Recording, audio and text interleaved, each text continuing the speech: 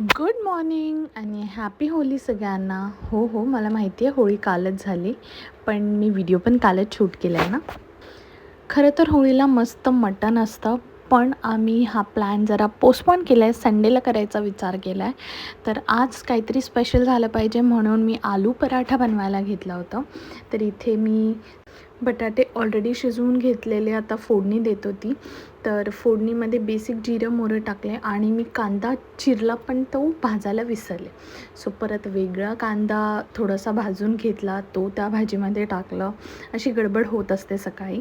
आणि बेसिक आपले ड्राय मसाले टाकले, हळद, मिरची पावडर, धनेपूड, मीठ, हे सगळे बेसिक मसाले टाकले, छान मिक्स करून घेतलं. थोडं थंड होऊ दिलं आणि झालं आपलं स्टफिंग तर रेडी. आणि नॉर्मल जसं आपण पराठे कणकीमध्ये जसं आपण स्टफिंग टाकून त्याची पराठे लाटतो तसं बेसिक लाटलं आणि झाले आपले आलू पराठे रेडी होते. आणि त्याच्यासोबत मी पुदिन्याची चटणी बनवली होती, कारण माझ्या नवऱ्याची फरमाईश होती की पुदिन्याची चटणी बनव आज.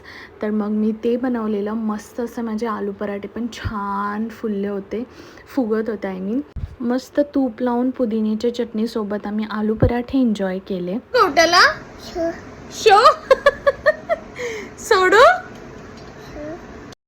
शार्वीला विचारलं आजी आजोबांकडे सोडू का, तर ती सोड तिला बोलता येत नाही, ती शो इतकं क्यूटली करत होती ना, म्हणून मी ते रेकॉर्ड केलं. एका बॉलला इलॅस्टिक होतं आणि ती इलॅस्टिक माझ्या पिल्लूला इथे लागली.